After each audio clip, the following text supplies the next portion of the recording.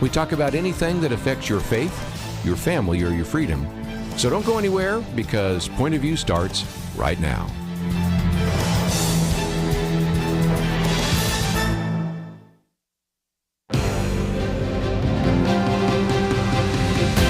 Across America, live, this is Point of View.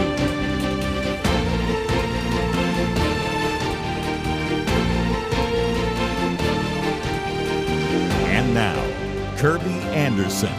And thank you for joining us. Really going to have a great conversation today, because we're going to be talking about the importance of parenting. And Kathy Koch is certainly with us. We're going to be talking about this new book, Parent Differently, Raise Kids with Biblical Character That Changes Culture. We really understand how important it is to not only be good and effective parents, but also how we can really see them as arrows in the quiver to make a difference in the community. So I think you're going to always appreciate the good work of Dr. Kathy Koch, and we certainly are appreciative of the work that she has done. We have all sorts of information about her on the website, and I'm looking forward to the chance to really focus on this important issue today here on Point of View. If you are concerned about your children, your grandchildren, or even kids in your neighborhood, and you really want them to develop biblical character, this is the book for you. Dr. Kathy Koch with us again, and the book is entitled Parent Differently, Raise Kids with Biblical Character That Changes Culture. 8 chapters. We're going to work through what it is in terms of biblical character, why it's important, maybe strategies you can use. How does biblical character relate to obedience, and much, much more. She's the founder of Celebrate Kids, has been able to drive over today from Fort Worth, Texas. And Kathy, every time I turn on a phone or an internet website or a television or radio program, it seems like you're there. I just the other day saw this conference, and there you are. Almost every time they're doing something in the Colson Center, you are there. So it is just a delight that you would be in studio with us. I'm delighted to be here, and thanks for the encouragement. We're so privileged, aren't we, to do what we do, and I'm grateful, glad to be here, looking forward to our conversation. Let me just mention, too, we do have a link to Celebrate Kids. You might want to have her come and speak. We were talking off air about the number of times I used to hear you at ACSI, and now it just seems like sometimes I'll be sitting in a conference, and our next guest is Dr. Kathy Koch, and I'm like, oh, here she is again. Whether it's the National Religious Broadcasters, ACSI, whether it's some of these different conferences, educational conferences, and the rest. Of course, you speak for CareNet and Summit Ministries, Colson Center, and much more. Yeah. But this issue of character, something we've talked about with you before, and it is really important. So, first of all, I guess we need a definition, because biblical character is just a little different than the kind of character education that takes place right now in the public schools, right? You think? Kind of, right. Well, let's start just with character first, just simply character. It marks us. It's something that engraves us. It is the firm foundation of our decision-making. It's where really beliefs reside, if you will. So character in and of itself matters greatly. Biblical character, right? Old and New Testament, not just Christ-like character. Yes, become like Jesus. That's the call upon our lives if you're a Christ follower. But what about the Old Testament? That's where the book of Proverbs resides, which is a little bit relevant to a character.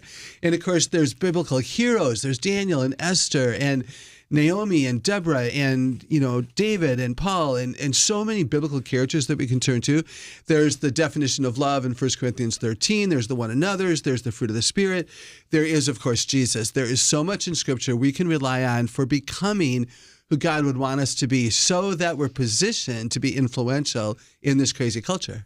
Os Guinness puts it this way: character is the inner form that makes anyone or anything what it is, whether a person, a wine, or historical period. Applied to a person, it's the essential stuff that he or she is made of, the inner reality of which thoughts, speech, decisions, behavior, and relations are rooted. Such a great quote, first of all. But oftentimes people have said character is who you are when nobody's looking. What do you think about that? There's some truth to that. And I do talk in the book about raising up children who will be well and do well even when no one is looking and the burden is heavy.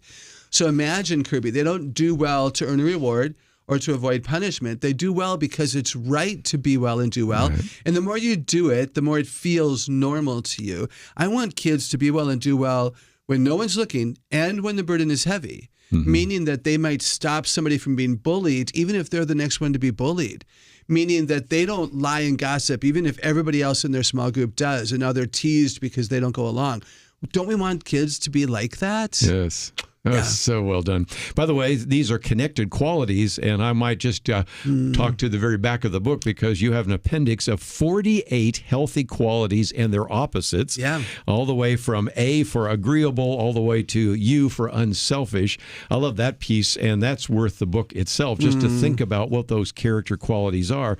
But a lot of this are these connected qualities, and you really want to, as you said, use complete and positive character so that you can actually, first of all, model it in yourself and pass that on to your children and grandchildren, right? I think the book is for the parents. Yes. You know, if we're becoming who they can be. Right. Many people are going to start reading it because they're moms and dads and grandparents and counselors and teachers, and they want to be well by their kids. But lo and behold, you're going to be confronted with the reality that if you don't possess it, it's really hard to pass it on. We can grow. Each of us can become more like Christ and more of a biblical character each day by day. And we're confronted with, who are we? Yeah. Who are we? What kind of model are we providing? Of course, we talk about that so often with a book that I've probably helped you sell better than any other one, Screens and Teens, because you have been one of the individuals writing about that. There's no time I've ever spoken on media where that picture of your book doesn't pop up. Thank you. So again, Thank you know I'm a fan. But let's get back to head and heart, because that's another aspect of what you're talking about here. We can have in our head how we are supposed to act, but again, that needs to make its way down to our heart and ultimately to our hands. And that's one of the things you're talking about as well, isn't it? So good. Yes. The head, to understand it, what is gratitude and what is joy? What is resilience? What is kindness? To really make sure our kids know. I think we're very flippant with our language, and I'm not sure that they know for sure what those things are. So defining, explaining, defending, modeling so that it's in their head, and then to ask the Holy Spirit to do His work to transform the heart for righteousness. So do we talk about feelings and emotions, and do we talk about honoring God in those decisions? And then, the hands, do we give them chances? Like, you can't teach kids to be generous. Generous is one of my top 13. Yes. I was surprised. I wanted a really nice dozen, right? Yeah. Like, I'm just a black and white. Well, you got the baker's dozen. But I have a baker's dozen. I had to add generosity. So you can't expect kids to be generous if we're not generous, if we don't talk about it, if we don't talk about the feelings that come to you when you are generous. How does it make you feel to give that away, et cetera, et cetera? Yeah. Again, this is one of the arguments I've oftentimes said, that you can talk forever to your kids about the need to be honest, but they're going to learn a lot more about honesty when the phone rings and say, tell them I'm not here. Because that's the problem. And again, this book will help you with your kids and grandkids, but it's really for you, the parent, right? And the grandparent. We are going to be confronted with those things, and is that appropriate? If so, why? And how would you react if your kid did the same thing? Yeah, it's messy, right? It's muddy. I don't like it that we do that. I think there's a better way to say it. Why don't we simply say, tell them I'm here but unavailable for the next 10 minutes? Yeah. Or, man, I'm just not in the mood to get into that right now. I'm concentrating on something else. Isn't there a truth that could be stated? I wonder. I think so. And again, we need to recognize that they are watching you. They are, sometimes the phrase I use, values vacuum cleaners. They suck the values right off of you. Yeah. We need to take a break, though. We're going to talk about, okay, what are some of those Baker dozen qualities? What about the relationship between character and obedience? And a whole 2 chapters on strategies and techniques to actually pass that on. So if you're concerned about children, grandchildren, or even young people in your sphere of influence, this is a book you'll want to know more about. We'll talk about that right after this.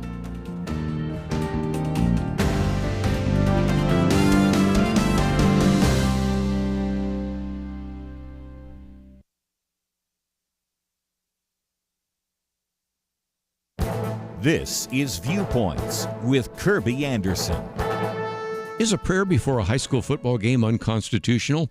This issue may be decided by a case that was sent to the Supreme Court. 10 years ago, the Florida High School Athletic Association forbade Cambridge Christian School and its opponent from praying over the loudspeakers at the Citrus Bowl ahead of a state championship football game. It's worth mentioning that both schools were Christian schools, so if they were both Christian schools, what was the problem? Well, they were told that the stadium and the microphone were owned by the city. That made them government actors. And so you supposedly cannot have a Christian message over a secular PA system. First Liberty Institute has been bringing this case and has already collected more than 20 friend-of-court briefs from attorneys general, legal groups, and former football players. First Liberty is essentially asking that a previous decision in Santa Fe versus Doe be overturned. The Supreme Court 25 years ago ruled in that case that a student-led, student-initiated prayer at football games violated the Establishment Clause of the First Amendment. Whenever I talk about this case, I make the joke that the reason the justices ruled against the students was because they argued that a Texas high school football game was not a religious event. After a short pause, I then say apparently they've never been to a Texas high school football game. Of course, this is a different court, and there is a significant court precedent. The Supreme Court ruled in favor of Coach Joe Kennedy, who went on the 50-yard line to pray after a high school football game. The High Court should take this case, and the justices should rule in favor of the Christian school. This should be an easy decision. I'm Kerby Anderson, and that's my point of view.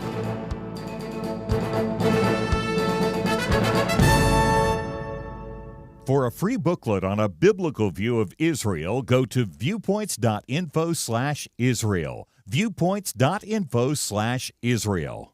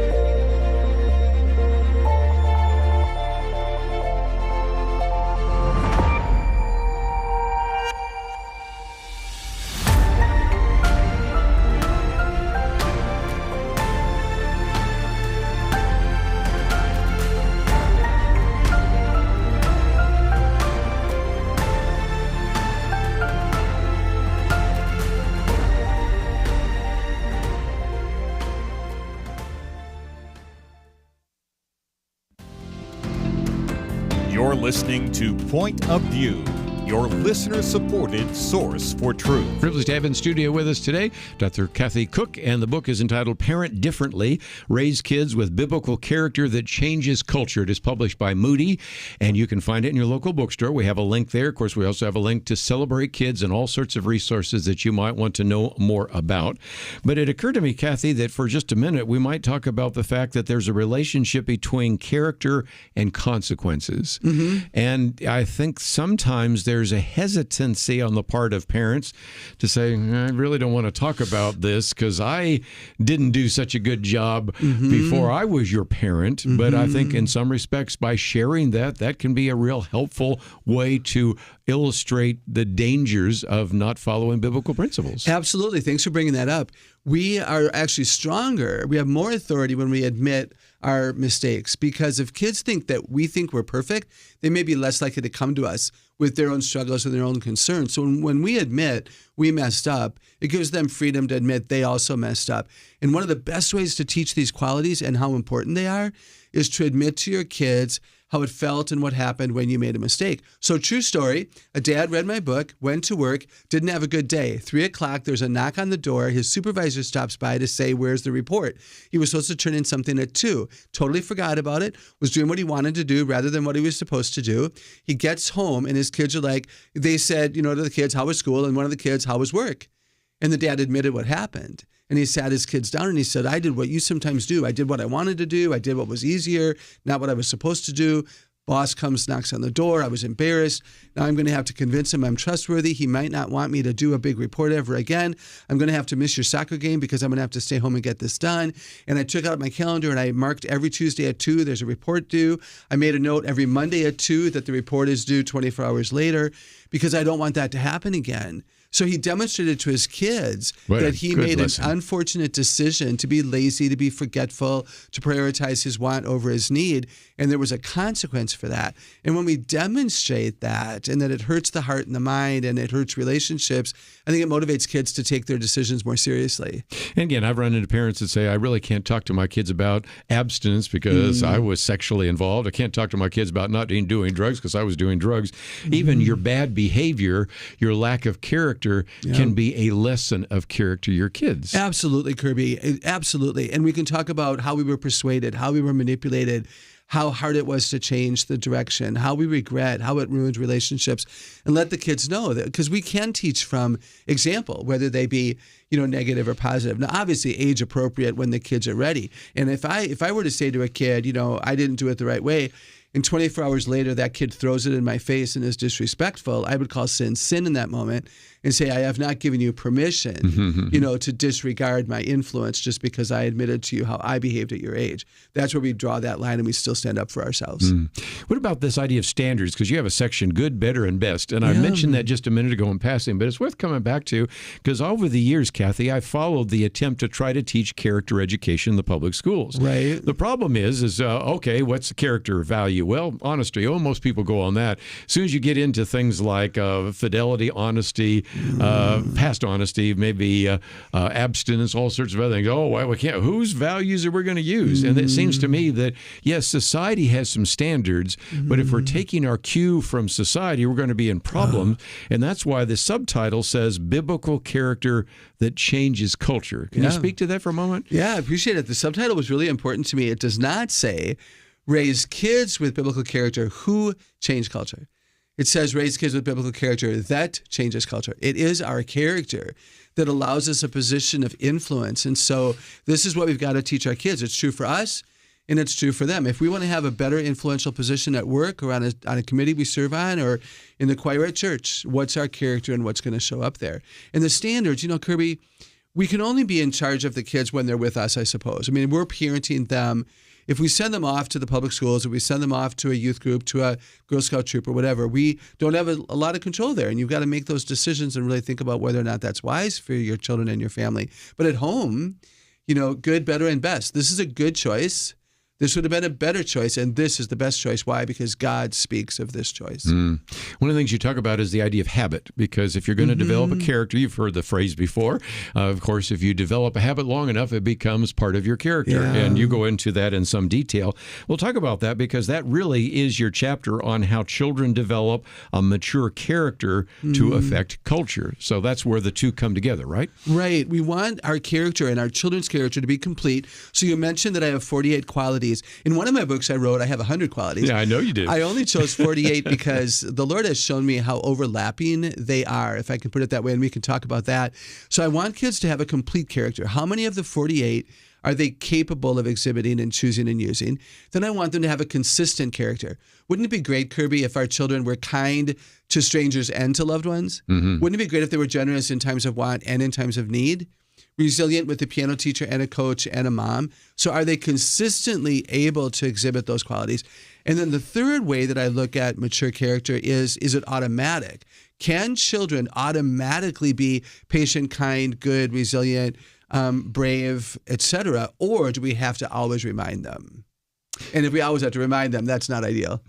Kathy, you talk about the 48, but I don't know that you picked the baker's dozen, And part of that has to do with the fact that certain ones are of greater value. Gratitude is one of those ones you talk about. I've heard you talk about it almost every time we've done an interview because we should be grateful for all that God has given to us. Oh, absolutely, my friend. If you're a believer, come on. Yeah. God created you and he didn't have to, but he wanted to. And Jesus went to the cross for us before we even knew to ask him to. And then we get the gift of the Spirit and we get the kindness of the Lord and grace and mercy and truth and wisdom and pattern and passion. And I could go on and on. And so for the believer, we should be known by our gratitude. There should be, and I don't mean just that we say thank you, but that we have an attitude that goes forward from us, that we look for what is good and we talk about what is good and we're grateful. And grateful is a parent virtue, both biblically and in secular research. It gives rise to others. Grateful people are joyful people. Joyful, as you know, is number 2 on the list. Yes. And gratitude and joy are, what would you say, Kerby? Like siblings or maybe even husband and wife. They're very close. And they create and they cause the other one to develop as well. And it's what changes us, and it's what gives us power and position in our culture. I also chose gratitude and joy as 1 and 2 because technology is robbing children of both of those. Yes. If we allow our kids to use way too many devices, way too many minutes a day, they'll believe that they can be happy all the time. They X out of games they might lose. They multitask. They only answer the phone if they're in the mood because they can see who it is. Unlike when we were their age, we had to answer it because we didn't even have an answering machine. And so we can develop this happy attitude. I'm going to be happy all the time. And then entitled. I can have whatever I want when I want it right now. And entitlement and happiness will just about kill you. It's not the way that we ought to be living out our lives. And so I wanted to present two qualities that will go against the cultural norm and will stand up and will be noticed, not because we want to be noticed, not because we're amazing, but because God deserves to be noticed. And what's so interesting, if we could digress for just a minute, Jonathan Haidt, who's been on the program before, The Coddling of the American Mind, has a new one coming out about generations, again, notices this incredible uptick, especially among women and girls, but even among boys, but especially among girls, just shortly thereafter when you got things like Instagram and other social media. And it's hard to have gratitude, and it's hard to not have an entitlement mentality if indeed everything is lying to you. And you've got a whole section in your previous book, which I just mentioned before, Screens and Teens, about the fact that they are, in some cases, being lied to by their technology. The existence of the technology and the existence of that kind of social media culture causes them to believe some things that aren't true. Oh, absolutely. So praise God you're here, because there are shows like yours that have a consistent record of truth. Like, you battle the tough stuff. Like the second hour after me, come on. You're going to go where a lot of people aren't willing to go. And I really appreciate that. We need to stand up and say, this is right and this is wrong, and here's the standard. God's word, God's ways, God's will. So, let's not shy away from that. Yeah. Well, again, gratitude. And, of course, we haven't even given you the baker's dozen, so we'll do that. Also, what's the relationship between character and obedience? That's a very good chapter there as well. And then what are some of those core values? And then to begin to think about how to implement that. So if you are appreciating this, step back, take some notes. If you would like to know more about Celebrate Kids, that is the link that we have on the website today.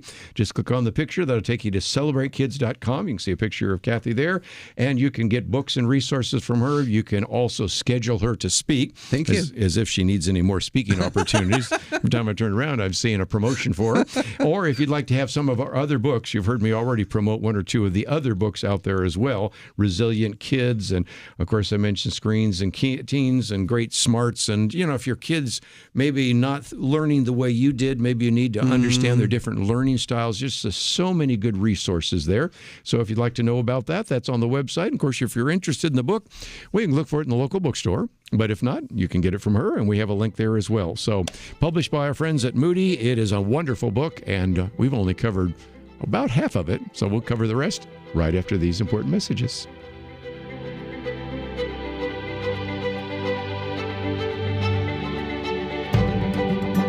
There is an old military saying, if you don't have communications, you don't have anything. Good information is the key to success, not only for those in the military, but for all of us. You can't take positive, productive, and helpful action if you don't have good information. Point of View Radio's main role is to provide good information, and we distribute that information not only here through our radio program, but online and through our various social media channels. You know that big tech isn't exactly a supporter of what we do, so you need to take intentional steps to keep in touch with us. Make sure you follow us on Twitter at Point of View RTS, which of course stands for Point of View Radio Talk Show, at Point of View RTS. Also, make sure you follow us on Facebook, Point of View Radio Talk Show. We won't overwhelm you, usually just one post a day with information on our guests and what's important.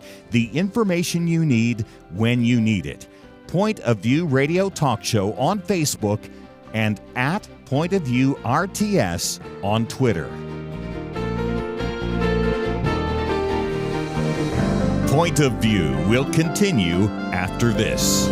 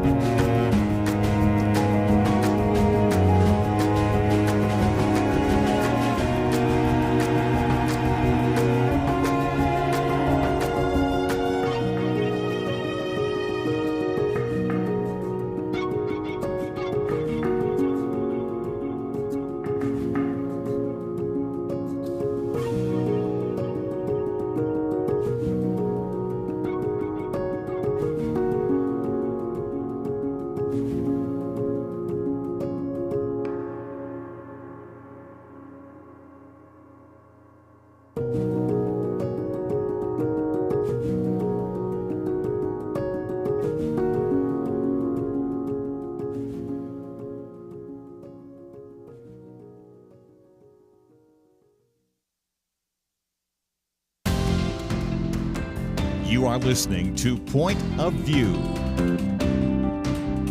The opinions expressed on Point of View do not necessarily reflect the views of the management or staff of this station. And now, here again, is Kerby Anderson. Continuing our conversation in studio today with Dr. Kathy Koch. By the way, if you'd like to watch this again or send it on to someone with benefit from that, we have a link on our website where you can watch or listen to it, and simply go to pointofview.net. There's a red button there that will allow you to do so. Again, founder of Celebrate Kids, and we're talking about this new book, came out in November, Parent Differently, Raise Kids with Biblical Character That Changes Culture. Kathy, I guess we might as well talk about character and obedience. The two come together, but again, people might not understand, since you've taken a whole chapter, how those two interact. I love the question. The joke is that if I would have titled the book Raise Kids with Obedience, Raise Kids Who Are Obedient, I would have sold many more copies. But it can't be about obedience, Kerby, because obedience is rule following. Obedience requires that kids know the rules, and they change everywhere you go. And a lot of kids think that obedience requires someone to watch me. Yes. So I'm going to be obedient to avoid punishment or to earn their reward. And so that isn't what it's about. Biblical character, it's about changing the heart for righteousness. And it's about being well and doing well when no one is looking. And the other reason that I really stress character here is that if you think about it, all disobedience is rooted in negative character. Yes, for sure. Okay? So I could say to a kid all day long, would you stop arguing? Stop arguing. Just stop arguing. But arguing is rooted in negative character. Yeah. Arguing is a lack of flexibility. Arguing is selfish, self-centeredness. Arguing is a lack of submission. So instead of saying stop arguing, what if we stepped back and slowed down, observe longer, as the Spirit revealed to us what are the heart issues that are causing the choice to argue? And what if we stressed discussion of those? So what if we taught flexibility, that we don't always get our way, and here's why. What if we taught authority and submission in a biblical way, and then the arguing goes away? Yes. I've said before that parenting is one of those very few jobs where you are going to eventually put yourself out of a job. You want your children eventually to make the right decisions, not because I'm looking over your shoulder, not because we have rules in this household, because I want you to do the right thing. And there are only a few situations like that where you're basically working to put yourself out of a job. Maybe that's in the military, where you eventually want somebody to take your position, or around here it seems like I've educated a number of people that go on to other ministries and are no longer here. But that is, I think, a striking point about obedience, that you really want them to make right decisions while they're in the home, but eventually make those right decisions when they leave the home. So Chapter 3 is just really important to understand how you prioritize obedience and how that connects up with character. Okay, what are some of the core ways to choose these qualities? That's one of the questions that I think people have. Okay, you're choosing these qualities and you're using biblical truths or principles to do that, but how out of your 48 did you come down to 13? Right. Part of it was, again, technology, because technology is such a powerful influence on our generations. So again, that's where the joy and gratitude and a few others come from.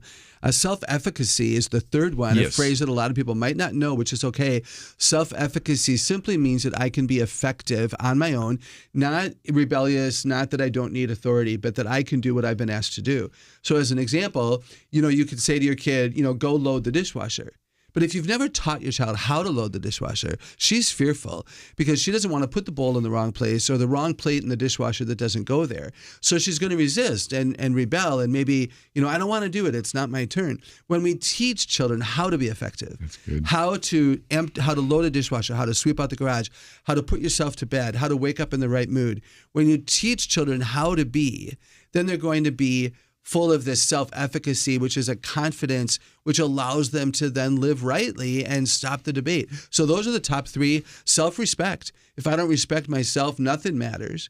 Self-control. If I can't control myself, I'm not going to be successful at anything. And then respect for others, or other-centeredness, is the sixth one, because we do what we do for the benefit of others. Kerby, you and I don't have good character so that we have good character. We have biblical characters to influence other people, but that only happens if we respect other people and want to be influential in their lives. So those are the top 6. And those 6 alone, if that's all you do as a result of being blessed by the show or the book, then I'll be just so happy for you. So we go 48, 13, 6. I think I pick out a couple that also are ones I know that you're thinking about. Yeah. Resilient. Yes. That was one of your 13. And I thought that was interesting because, Kathy, I am getting the sense that the younger generation sometimes tends to give up too easily. Yes. Now, let's go all the way back to generations before us, the so-called greatest generation. I mean, this is a generation that went through the Great Depression, fought in World War II, and dealt with a completely devastated economy after we fought World War II, and yet we're resilient. And now I see some of these young people, they just don't necessarily think they're going to make it till tomorrow. And it isn't just my opinion, but I mentioned the book Coddling of the American Mind by Jonathan Haidt, who's not a Christian.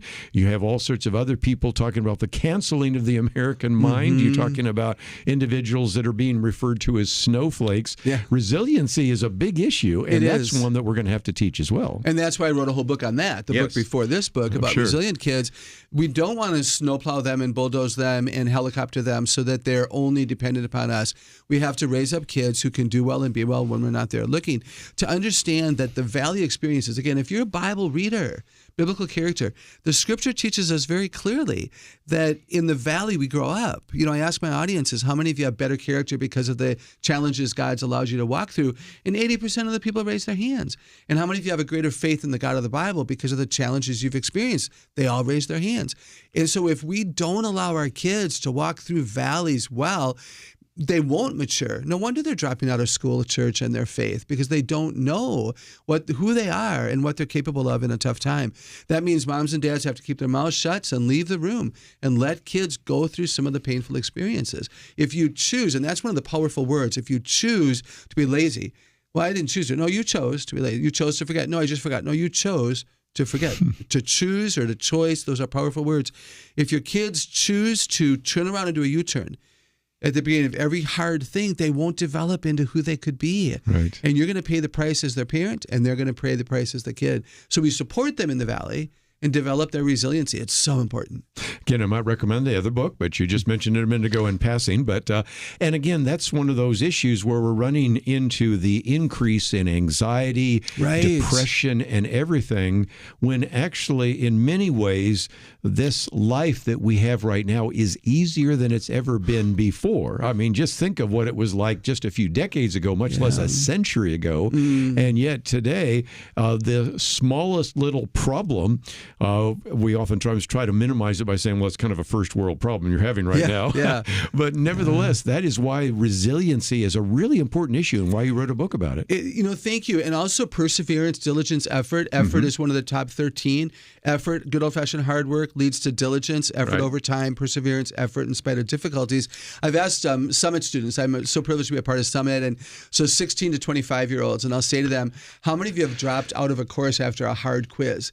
And so many kids raise their hand, and they look down embarrassed when they realize that they did not do well on one quiz and they dropped the course. I don't know about you, Kerby, but if I didn't do well on a quiz, I studied harder. Right. Today's generation wants to avoid any evidence that they're incapable of something. They don't want to have to work hard, so they drop out. But it's not good for them long haul. And I think students begin to know that, but then they don't know what to do instead of dropping out. And this is where moms and dads walk with them and teach them. Hard work isn't hurtful. It can feel unpleasant in the moment, but look at what it gets you.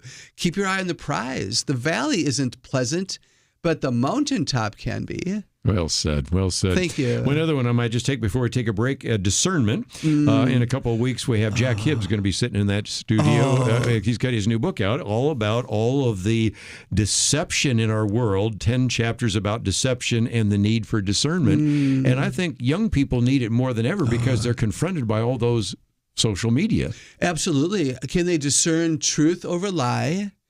Can they discern what is good and what is evil? Can they discern a little lie? Can they discern manipulation versus motivation? Can they discern who is good for them and who is not? Who to follow and who to not follow? Who to believe and who not? So it's a discernment of people. and beginning to see under the layer, like, what's their motive there? Did you hear the tone of voice? Did you see the body language?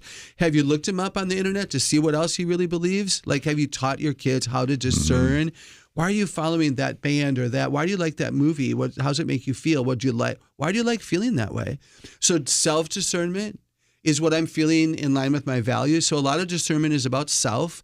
Am I fitting in where I say I belong? And then discernment of people, and then discernment of ideas. It's so critically important.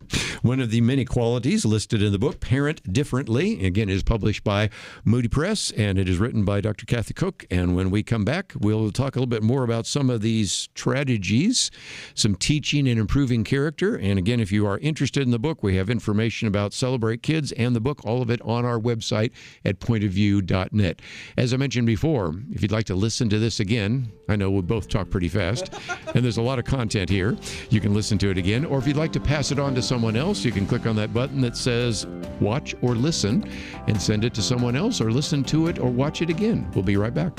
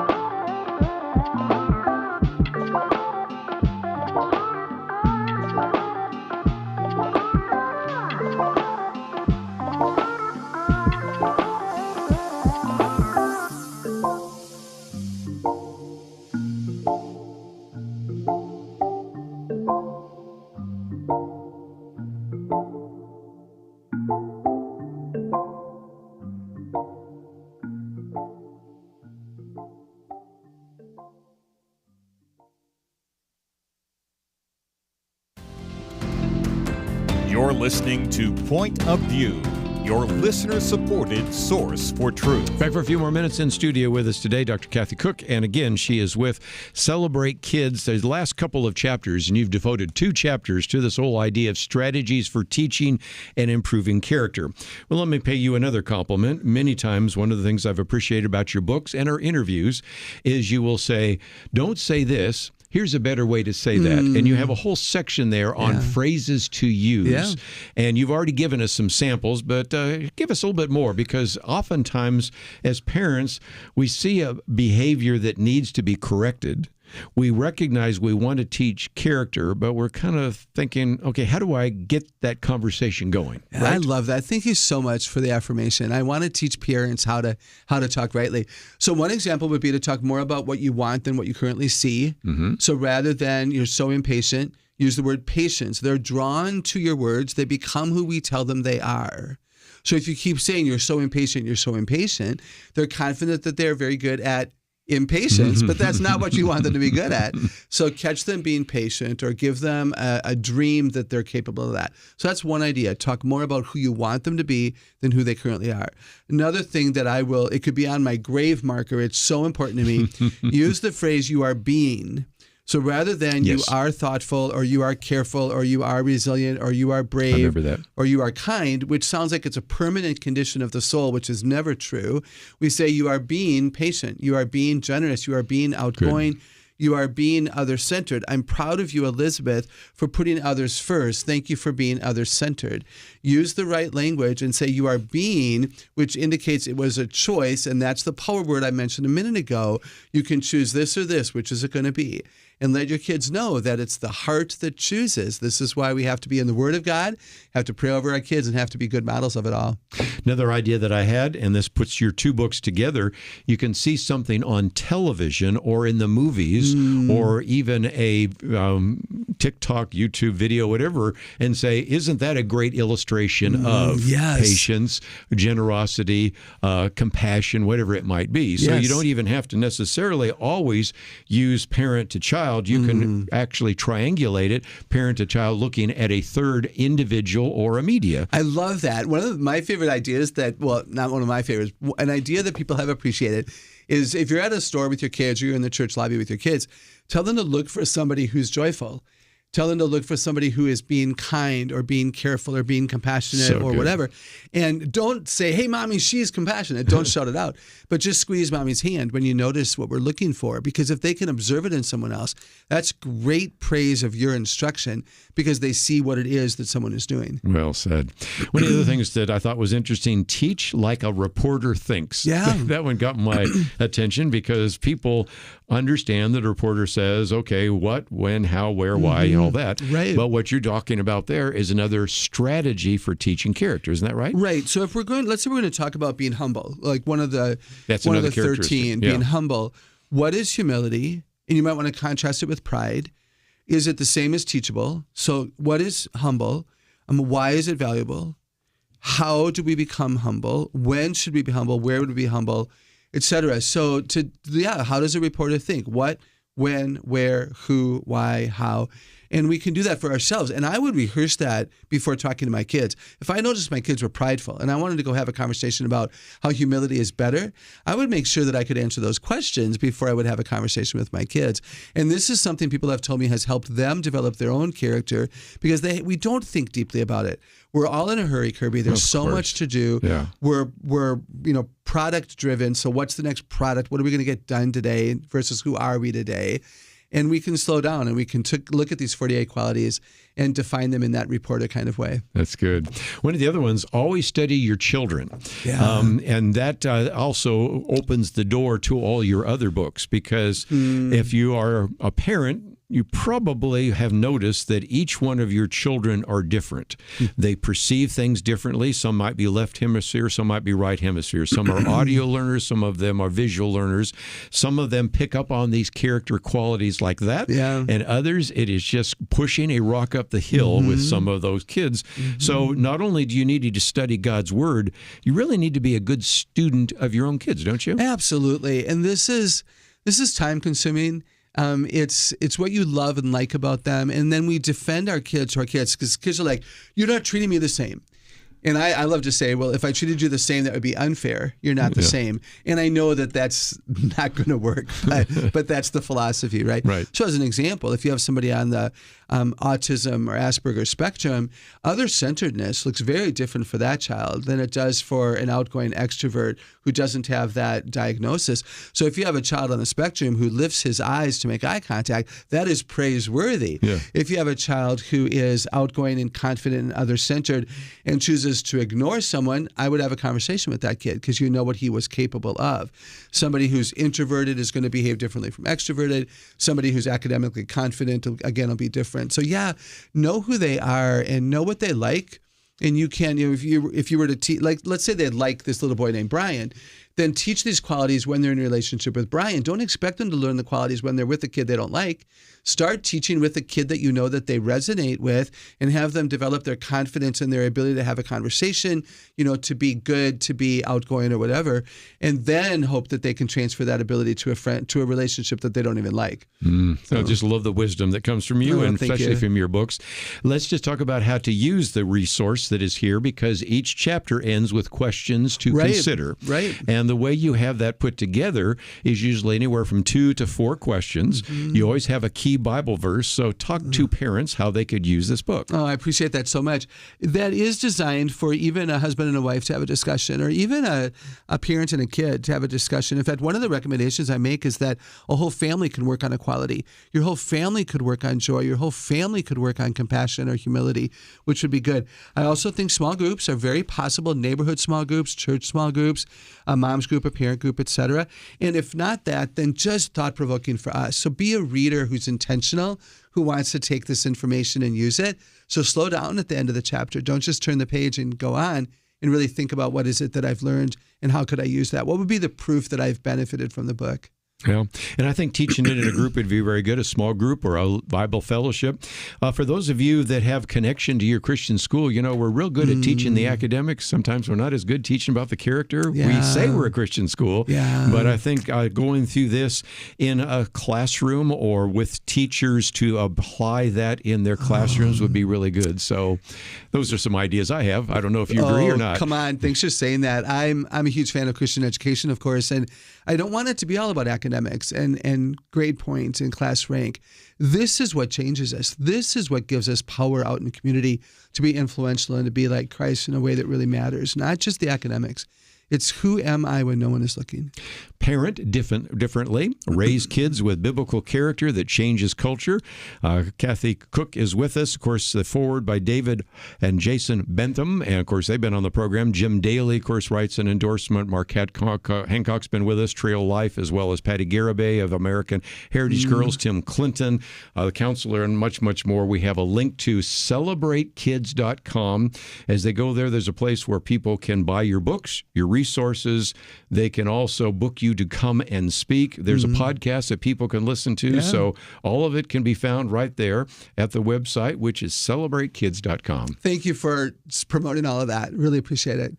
Well, it's good to have you here. And again, I'm glad that we were able to get you from Fort Worth all the way down here. I know you've had a couple of other interviews, but it meant a lot that you would come in studio here today. It's so much more fun to be in person with you. I love the energy, and I hope that your people have really enjoyed it. I sure have. Well, again, the book, Parent Differently, and again, we have information about it on the website, and we have a link to celebratekids.com. But let's take a break. And I hope you appreciated the interview that we did with Kathy Koch, but let me again mention that we're coming to a break. If you would like to know more, there is information on our website at pointofview.net, and if you can help us out financially, we would greatly appreciate that. We'll be back right after this. It almost seems like we live in a different world from many people in positions of authority. They say men can be women and women men.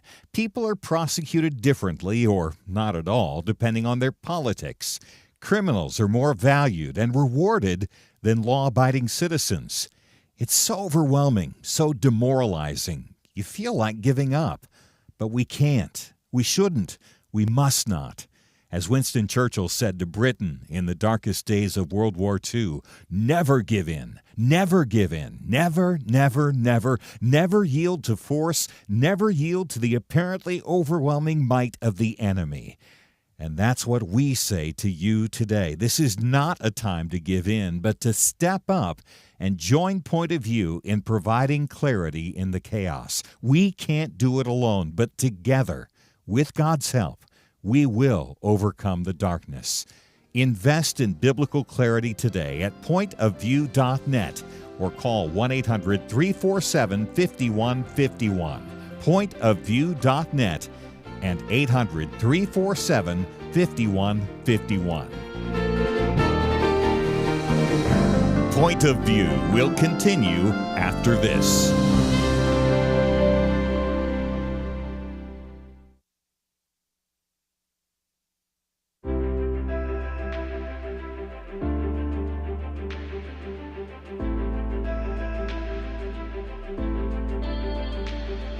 I really appreciate your program. I don't get to listen to it every day because I have to work, but it's really a blessing to me and to all of us. Everything you do each day to inform Christian families and our community about the things we can do, and just the way you're so informative. I listen to you daily and love you guys and appreciate you so much. I do appreciate Point of View and what you folks are doing. You really are doing a great job to educate and to help Christian folks do a better job to honor Christ in all that we do. I just appreciate all you guys do. I mean, I learned so much, and it's amazing what you teach that I say to other people, and they look at me like, where did you hear that? So I appreciate you guys. So thank you for all you do. I just turned your program on, and I want to just let you know how much I appreciate just getting the truth out. Point of View Radio Talk Show.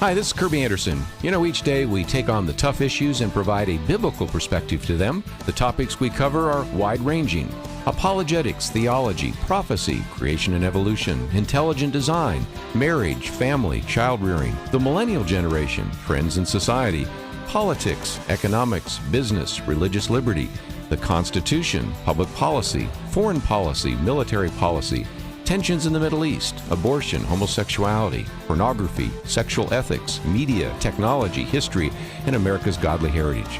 We talk about anything that affects your faith, your family, or your freedom. So don't go anywhere, because Point of View continues right now.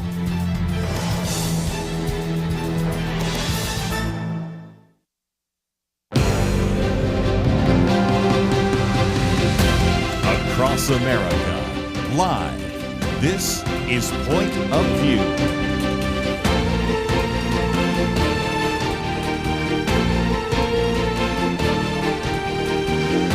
And now, Kerby Anderson. So we're going to be talking about Christian leaders, and if you think about this, confidence in many of the Christian leaders, both inside the church and Christian organizations, has kind of waned over the years. There's a real need to come back to the basics. So we're going to take some of those qualifications that you can find in 1 Timothy 3 and Titus 1 and others to begin to address this issue. And this is a resource that I think you would want to apply to your church, to Christian organizations, maybe pass on to others. We're going to look at the various qualifications in, say, the devotional life, the private life, and the public life of individuals, and to really begin to use that as a grid to evaluate what some of these individuals in positions of leadership should be manifesting. These are not just suggestions, but really essentials to really evaluate Christian leadership, and this is something that I think you're going to benefit from in a book that's been out for a while called Workers for Your Joy: The Call of Christ on Christian Leaders. It is written by David Mathis, and he serves as the senior teacher and the executive editor of desiringgod.org. He's a pastor of Cities Church in St. Paul, Minnesota, also an adjunct professor at Bethlehem College and Seminary, which is there in Minneapolis, author of several books, including Habits of Grace, Enjoying Jesus Through the Spiritual Disciplines, but this one, where we're going to be looking at Christian leaders with the title Workers for Your Joy. It's published by Crossway Books. You might be able to find it in your local bookstore, but we have information about it on our website if you would want to order it as well. David, welcome to Point of View. Thank you, Kerby. It's a joy to be talking to you. You know, we live in an age, as you point out, in a world where we are pretty cynical of leadership. I spend some time on this program talking about political leadership, but we also talk about church leadership. And this is why I think this book and this conversation is so important, because especially inside the church, you would hope that our leaders would be more exemplary than we see outside of the church. Sometimes, maybe even I can say oftentimes that's the case, but there's just a lot more to do. And in some respects, that's why you wrote the book. That's right, yes. And so those are some really important topics to begin to address. And so what I want to do is kind of break it down in the fact that you spend a fair amount of time just really understanding our attitude, and that would be kind of this issue of humility, and really even developing this idea of a Christian vision of leadership. And I know that we've had people on this program from the Howard Hendricks Center for Christian Leadership. Maybe that's the start, because it seems to me that oftentimes we recognize that Christ is the head of the church, but he also, in Ephesians 4, we see Paul saying that he gave the apostles, the prophets, the evangelists, the shepherds, the teachers to equip the saints. And so we need to sort of understand that hierarchy, don't we? We do. You know, it is amazing that we have so much in the New Testament on leadership qualifications. I think so often, if we're taking our cues from the business world or from politics or just even the best of conversations about leadership in society, we're going to miss some real key elements. And the fact that the Bible has so much to say, Jesus has things to say, the Apostle Paul has so much to say about Christian leaders and about the kind of virtues that are critical for Christian leaders, the kind of character that's in place. It's an extraordinary thing that we have the kind of guidance that we do in the New Testament. On the one hand, it's sad that some have overlooked that or neglected that or discounted that. And the payoff for that has been catastrophic and terribly sad in many places. And those kinds of stories, our current media and social media love to magnify. But there's others. There's a long tradition of others who are faithful to the Bible, quiet local churches where we use these qualifications and they really mean something, and they help us select people who are not just good leaders in society's terms, but who are spiritual leaders, who are Christian leaders. There's only so much. There are things that we can glean and benefit from good leadership practices in society, but there's only so much. Christian leadership is distinct. Yes. And as we'll see in the qualifications, there are some key notes that are struck that you will not find in corporate America. Well said. Again, the book is over 300 pages. As a matter of fact, 300 pages of content, and then about 24 pages of study questions. So if you, as we go through this, are thinking this would be good for me to study, but it might be even better for my entire deacon board, elder board, maybe pastoral staff to study, that is the case.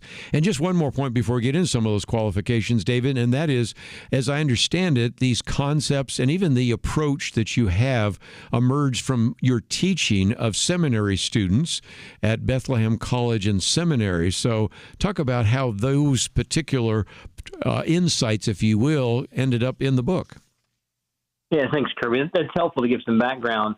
As a seminary student and being young in ministry, I never aspired to really teach about eldership or the pastoral office. I think my preference would have been to teach on Christology or the Epistle to the Hebrews. But this is the assignment I got a little over 12 years ago at Bethlehem College and Seminary. They said, we need someone to teach the eldership class. And so as we embarked on that class, there was some material we were using at the time, and I would use that to work through with the guys. This would be anywhere from 15 to 20 guys who were studying to be vocational pastors, who were at the front end, hopefully, of a career of being in Christian ministry full time. And as we went through those various topics, I tried to think about, what are some things these guys need to discuss very practically before getting into Christian ministry, trying to draw on some of my own experience, as well as conversations with older leaders and other texts on spiritual leadership. What are some of the key practical topics that need to be addressed? And Kerby, the amazing discovery that came along the way is that the elder qualifications are strikingly relevant to the flashpoints, the practical ministry issues that the guys are going to face in any generation. And so as I sought to see inroads into practical topics, it was remarkable that the elder qualifications in 1 Timothy 3 and in Titus 1, some of the additional attributes that we get, say, in 1 Peter 5, Hebrews 13, 2 Timothy 2, that these were amazing inroads to the pastoral office itself. It's almost as if the Apostle Paul knew what he was talking about. Imagine that. So that was the big discovery along the way. And to try to change it up a little bit, sometimes if you change the order of things, that can be insightful for learners, just to come at something from a different standpoint. So instead of going straight through the elder qualifications in 1 Timothy 3 in order, I wanted to see through, what are these getting at? And so I was able to identify over time about three categories of qualifications. One related to the elder, the pastor, in private before his God. Another in his private life, say in his home and in various private spheres. And then the third, and this is very significant, is the public life. The pastoral office is a public office. And so how the man appears and behaves himself in public is an aspect. So before God, before those who know him best, and then third, before a watching church and world. Those are the three kind of categories that we go through in the book. And then we take those elder qualifications in a fresh order based on those three categories. We're going to take a break, but we'll start off with this idea of men before God, and then, of course, men where they are known the best inside the church, and then finally men before the watching world. So we'll break that down.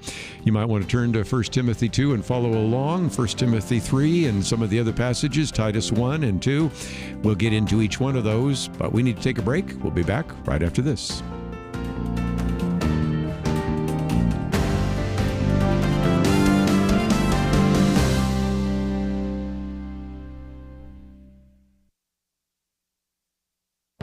This is Viewpoints with Kerby Anderson. Is a prayer before a high school football game unconstitutional? this issue may be decided by a case that was sent to the Supreme Court. 10 years ago, the Florida High School Athletic Association forbade Cambridge Christian School and its opponent from praying over the loudspeakers at the Citrus Bowl ahead of a state championship football game. It's worth mentioning that both schools were Christian schools, so if they were both Christian schools, what was the problem? Well, they were told that the stadium and the microphone were owned by the city. That made them government actors, and so you supposedly cannot have a Christian message over a secular PA system. First Liberty Institute has been bringing this case and has already collected more than 20 friend-of-court briefs from attorneys general, legal groups, and former football players. First Liberty is essentially asking that a previous decision in Santa Fe versus Doe be overturned. The Supreme Court 25 years ago ruled in that case that a student-led, student-initiated prayer at football games violated the Establishment Clause of the First Amendment. Whenever I talk about this case, I make the joke that the reason the justices ruled against the students was because they argued that a Texas high school football game was not a religious event. After a short pause, I then say apparently they've never been to a Texas high school football game. Of course, this is a different court, and there is a significant court precedent. The Supreme Court ruled in favor of Coach Joe Kennedy, who went on the 50-yard line to pray after a high school football game. The High Court should take this case, and the justices should rule in favor of the Christian school. This should be an easy decision. I'm Kerby Anderson, and that's my point of view.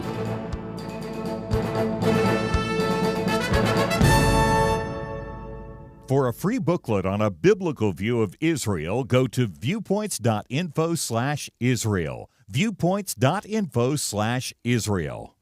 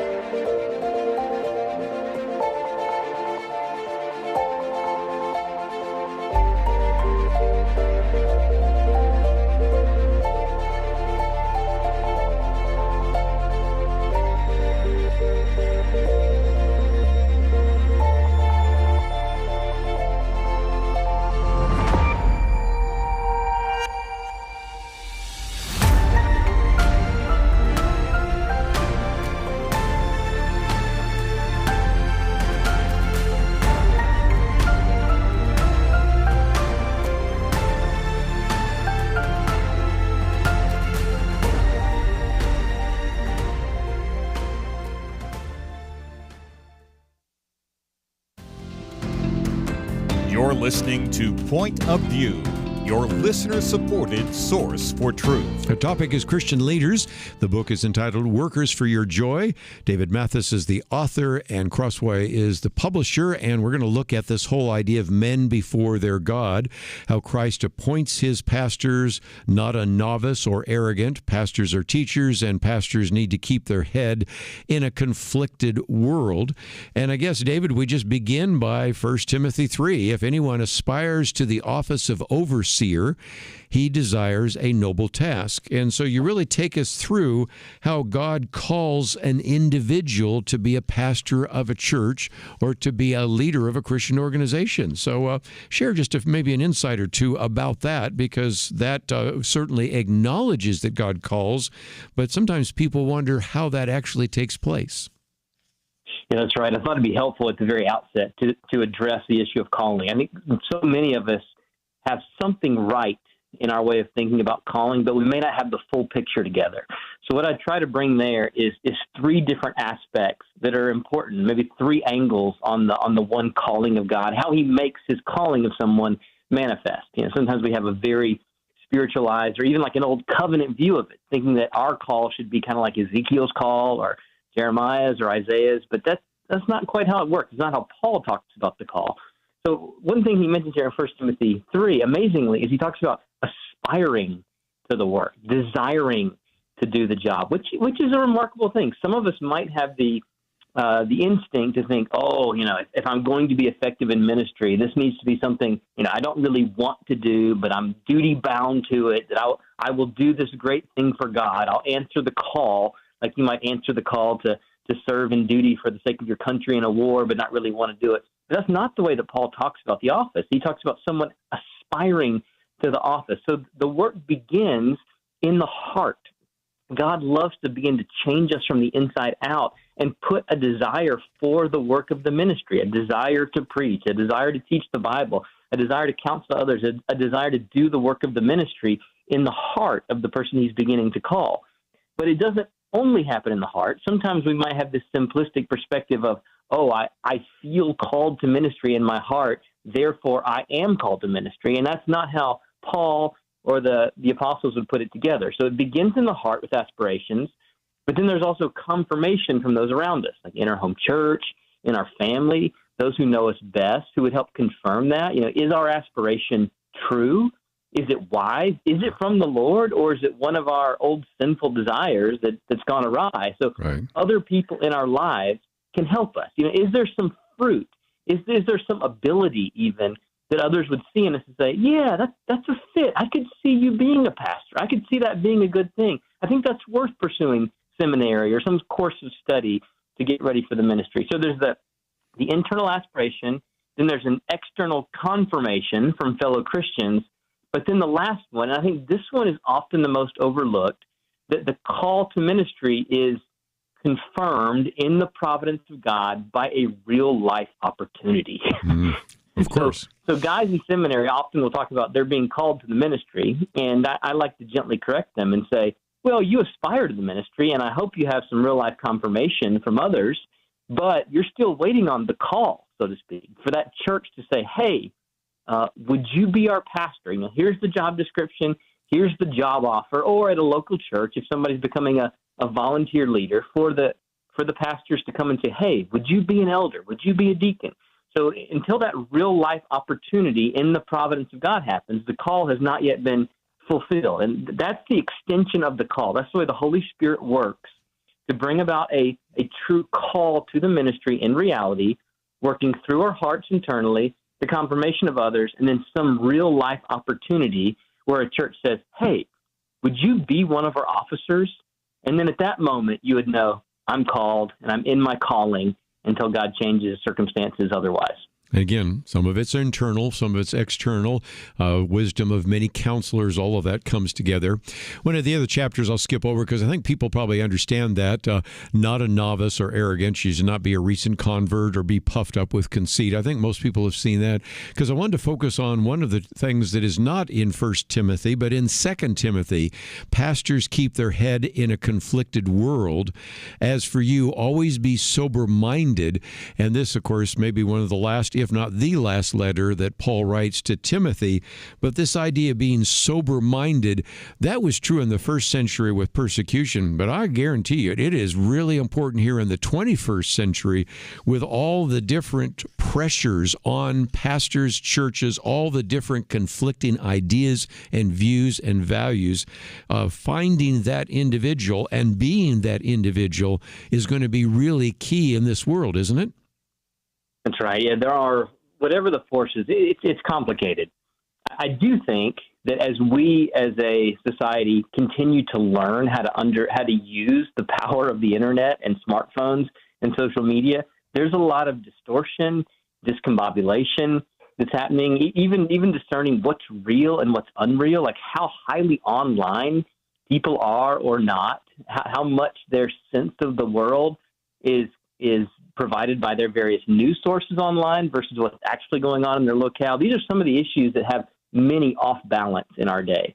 And it is there in 1 Timothy 3, he must be sober-minded. And then you're right, also 2 Timothy 4 in particular, that great preach the word passage.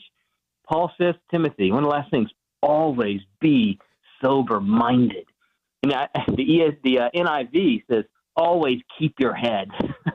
I think that's such a relevant way of saying that. I think that is an accurate way of getting at it, that in our times, in all times, it was nuts in the first century, and it was crazy in the 1790s. There's all sorts of times that have been really discombobulated and very difficult for people to keep their heads, and we live in those times as well.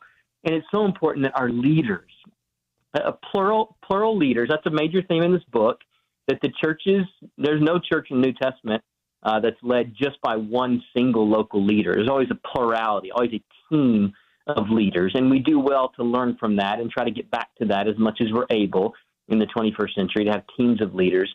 But in our times, we need people who know how to keep their heads. And especially when we have mature, sober-minded leaders together serving as a team, that is a great stabilizing and balancing force for a church. In the crazy changes of the times, there can be this trend and that trend and this trend and seesaw, pendulum swing back and forth and all sorts of cultural confusion. And for a group of leaders in a church, a group of pastor elders, to be able to keep their heads and provide that kind of steady, balanced, sober-minded teaching and leadership for a congregation is really invaluable. You know, again, you give some of the verses too. 1 Timothy 4 have nothing to do with irreverent, silly myths. 1 Timothy 6, avoid the irreverent babble and contradictions of what is falsely called knowledge, for by professing it, some have swerved from the faith. Of 2 Timothy 2 have nothing to do with foolish, ignorant controversies. You know that they breed quarrels.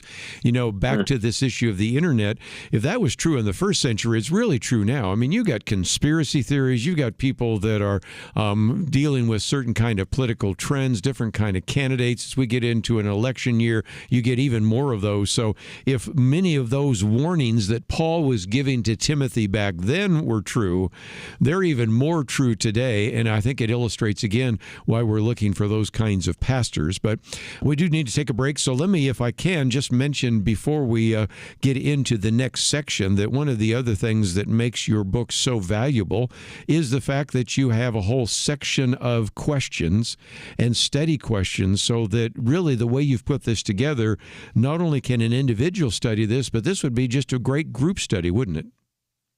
That's my hope. The book was designed in working with a group of seminary guys year after year, and these are the kind of questions I drafted over time and had some help on. I really want it to be, I want it to be able to serve individuals, but in particular, I've got a group in mind, maybe a cohort of guys who are training for the ministry or who aspire to office, that this would be a resource they could work through together. Very good. Let's take a break. When we come back, we will move into the next section. Again, I'm going through this fairly quickly. It's a 300-page book. Obviously, we can't cover everything, but we've talked about humbled men before their God. Part 2, whole men where they are known best. And so we're going to get into the issue of self-control and certainly some of the qualifications or disqualifications in that regard, some of the temptations, and of course it's sex, money, power. You can imagine some of those as well, and the need to be a good dad if indeed you're going to be a pastor. And then in the last section, we'll talk about men before the watching world. But it's all part of a book that I would recommend. It's been around for some time. You might already find it in your local bookstore, but if not, we've made it very easy for you to order. We have information about that on the website at pointofview.net. A worker for your joy, the call of Christ on Christian leaders, pointofview.net, and we'll continue our conversation right after this.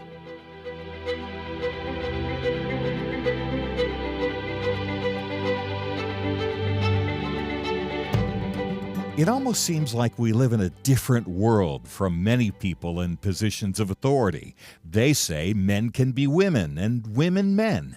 People are prosecuted differently or not at all, depending on their politics.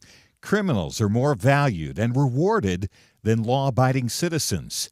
It's so overwhelming, so demoralizing. You feel like giving up. But we can't. We shouldn't. We must not. As Winston Churchill said to Britain in the darkest days of World War II, never give in, never give in, never, never, never, never yield to force, never yield to the apparently overwhelming might of the enemy. And that's what we say to you today. This is not a time to give in, but to step up and join Point of View in providing clarity in the chaos. We can't do it alone, but together, with God's help, we will overcome the darkness.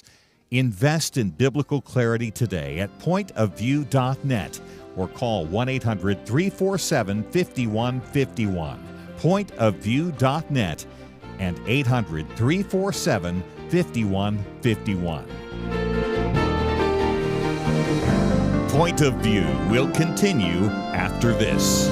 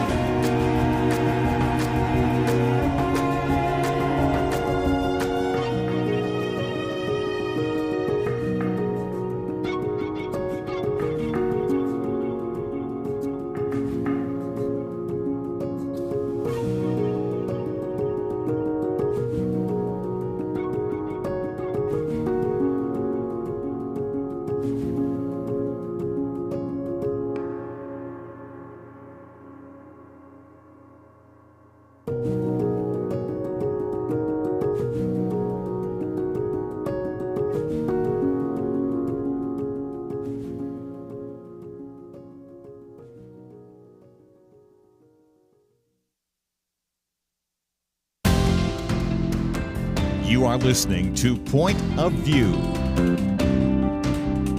The opinions expressed on Point of View do not necessarily reflect the views of the management or staff of this station.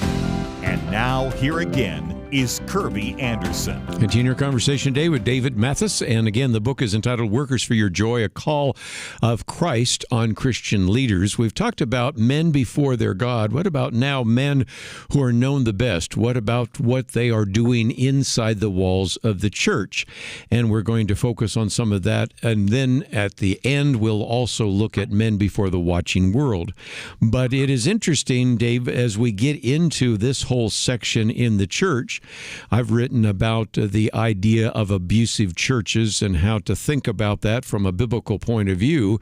And oftentimes we talk about some of the failures of church leaders because of sex and money. But one that gets left out, but this is the first one you talk about, it's power. And that is going to Titus 2, urge the younger men to be self-controlled. And you take us through this whole idea of the incredible power that pastors really do have.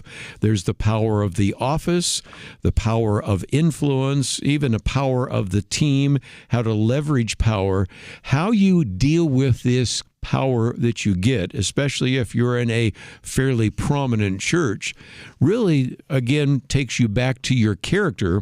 But it is striking that whether Paul is talking about this in his letters to Timothy or in this one to Titus, that surfaces time and time again and tells me we need to pay attention to it.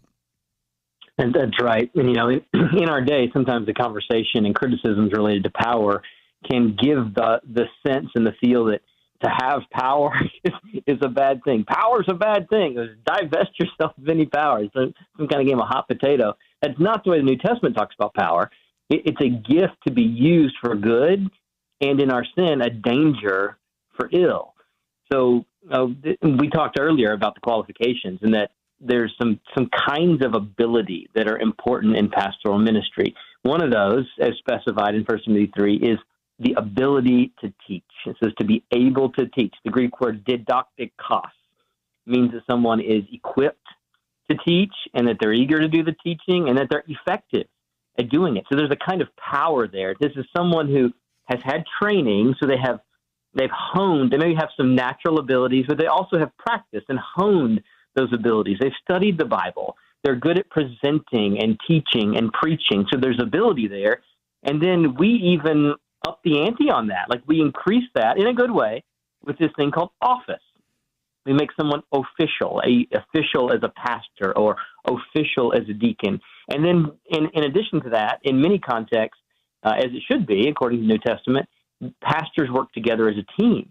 And so in a team context, there's a kind of pooling of power, a pulling together of power. So put all these layers together.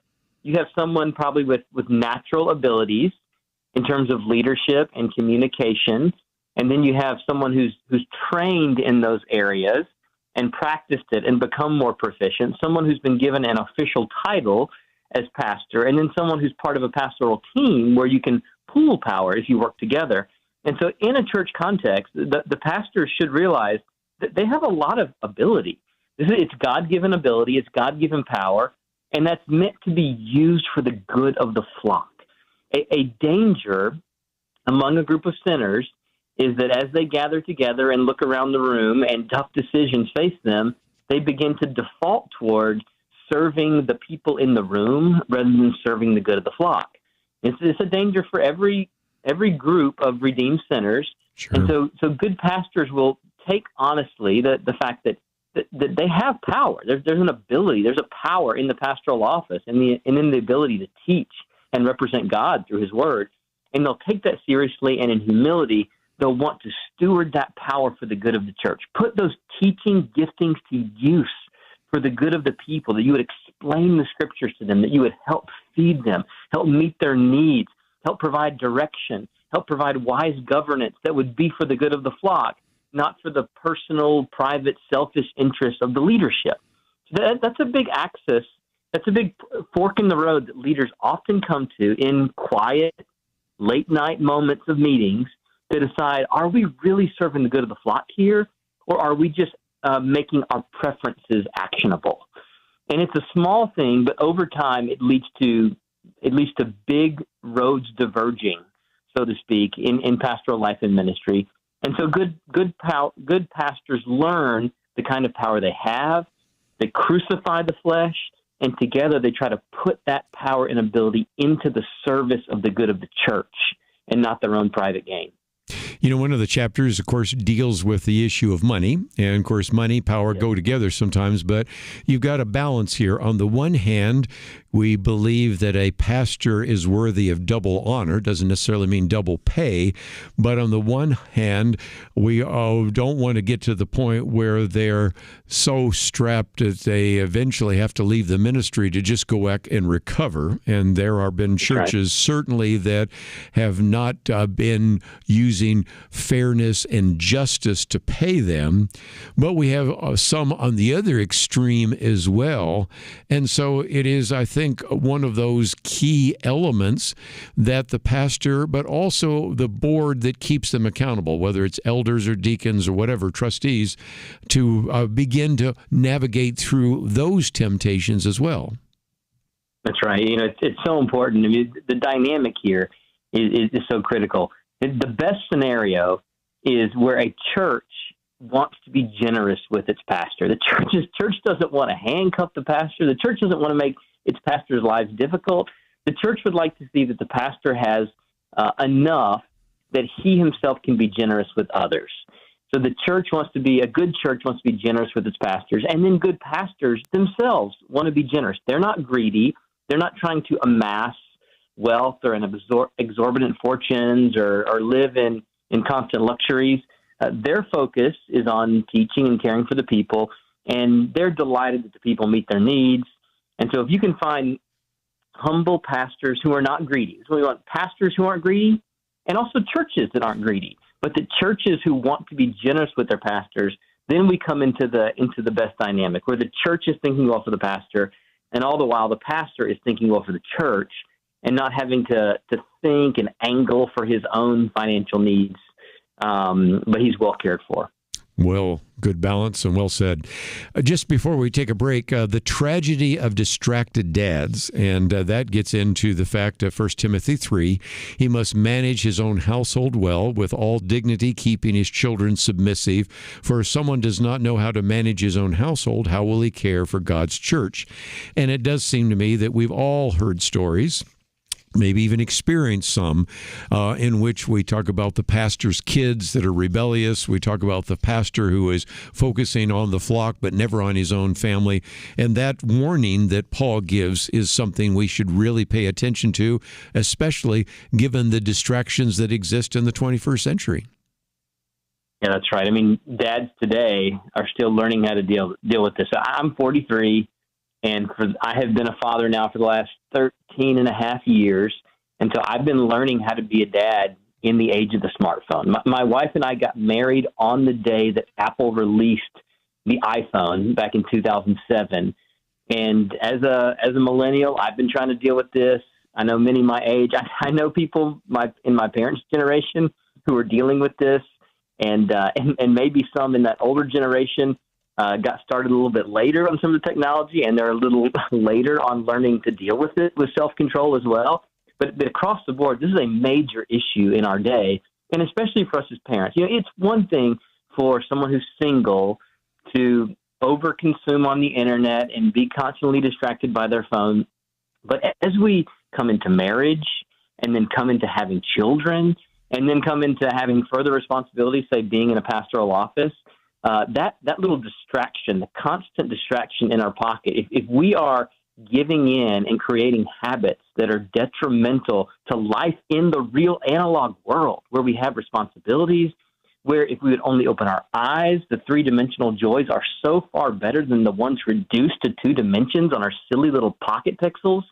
This is a major issue in our day, and pastors need to learn how to use the good, pastors and fathers, all fathers, learn to use the good that can come through these devices that we carry, and then also learn how not to be distracted by these devices, these little 2-dimensional worlds, from our calling and our better joys in the real world. Well said. Let's take a break, and when we come back, we'll focus some time and attention on that last area, men before the watching world. And, of course, we're talking about individuals that are above reproach. We're talking about how to maybe address some of these very controversial issues, and when to pick a fight, when to walk away, when it is essential to really address a very important theological issue, and when not to make that an important issue. There's some really incredible insights in that section.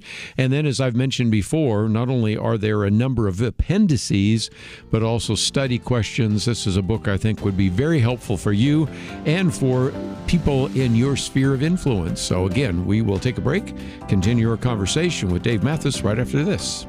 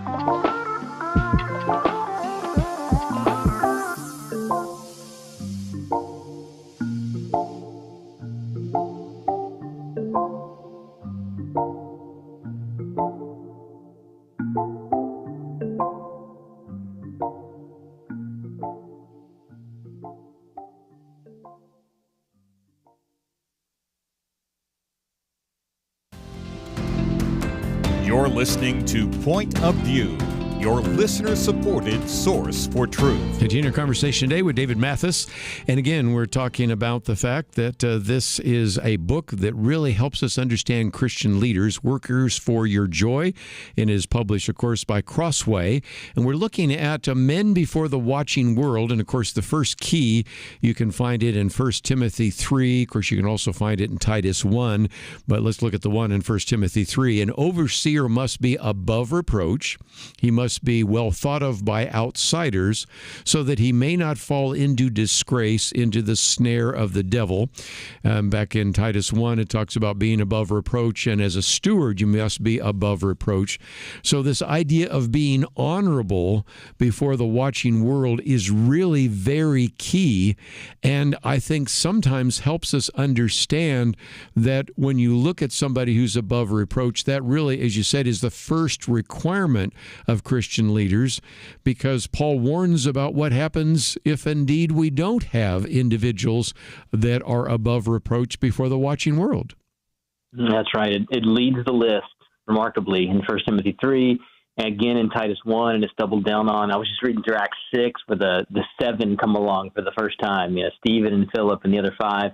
And the first qualification given there is they must be of good repute, have a good reputation. So sometimes that surprises people, where they think, as Christians, like, our main concern isn't what people think, isn't what the world thinks, like, isn't having a good reputation, those kind of things. Well, here's the thing. This is not the nature of Christianity at its heart. The first principle of Christianity isn't have a good reputation with the world. We're talking here about Christian leadership. We're talking about office. And office is an official capacity. It's a public institution where you say publicly to the church and to the world, these are our officers. Here are our pastors. Here are our deacons. Here are the people who are official in this congregation. The very nature of the role is public. And so when we're talking about that public role, we talk about these public qualifications. And above reproach is the first thing that leads the list. In some minds, that might be, we may see this either too high or too low. Some people may say, above reproach, does that mean sinless? Like, I'm not sinless. And of course you're not. That's not what above reproach means. It's actually a pretty, low bar, so to speak. By above reproach is meant that there's nothing that's out there and obvious and public that is a problem with you and your leadership just as much on Christ's terms as on the world's terms.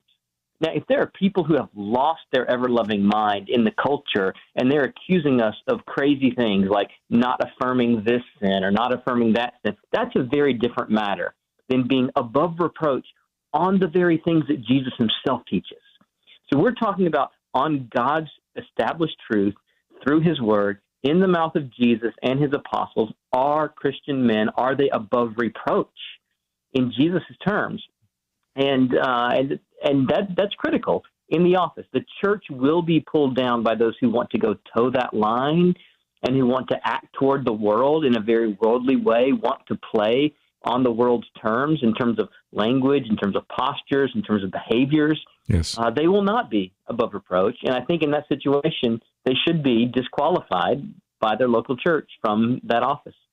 Let's say we can talk about the other aspect of that, because you've got a chapter on how do pastors pick their fights. And in 1 Timothy 3 and 2 Timothy 2, the idea of not quarrelsome, although I love the old King James, not a brawler. But we're not talking about somebody who's going to get engaged in what they call fisticuffs or physical. But there is a sense in which sometimes you do have to pick your fights. I'm thinking of the famous phrase, in essentials, unity, in non-essentials, liberty, in all things charity. There are times when you can obviously say, that's maybe not a hill I want to die on. That is not a fight I need to get involved with. But there is the extreme of peace at any price, in which we compromise the scriptures. And then the other, in which we're always fighting about this, that, or the other. We're to speak truth in love. And I think there are times when we're dealing with the essentials of the Christian faith, we cannot compromise. And those are times when I think we do fight. But there are other things that maybe I don't want to pick a fight on, because a person's salvation or even the doctrinal integrity of the church isn't really at stake because of the color of the carpet or the drapes. What are your thoughts? Well, the eldership qualification is ESV has not quarrelsome. Yes, I love the King James. It still translates all these centuries later, not a brawler. Some translations have not pugnacious. The Greek word there is literally not a fighter. That's where they get the not quarrelsome from. And a positive meaning. If you wanted to say positively what that means, you could use the word peaceable. Yes. I mean, somebody who, like Jesus says, blessed are the peacemakers. The elders, pastors should be peacemakers. Now, there's two different ways to make peace. Sometimes you make and keep peace by just ignoring stupid stuff that's not going anywhere, and you're not constantly having a fight and brawling here and there. Another way to make peace is that when there's really a problem, you address it so that on the other side of the struggle, you pursue peace. You don't say peace, peace when there is no peace, but you pursue peace by taking seriously serious charges to, like you said there, Kerby, the essentials. That would be an important thing. And in particular, in 2 Timothy chapter 2, at the end of 2 Timothy 2, Paul talks about a whole demeanor and way of approaching various conflicts in the church by Christian leaders, which I think is so important. That even when it would be the doctrine of the Trinity or the Word of God or the divinity of Jesus or justification by faith, one of our major doctrines, even when it would be one of those essentials, there's a particular approach.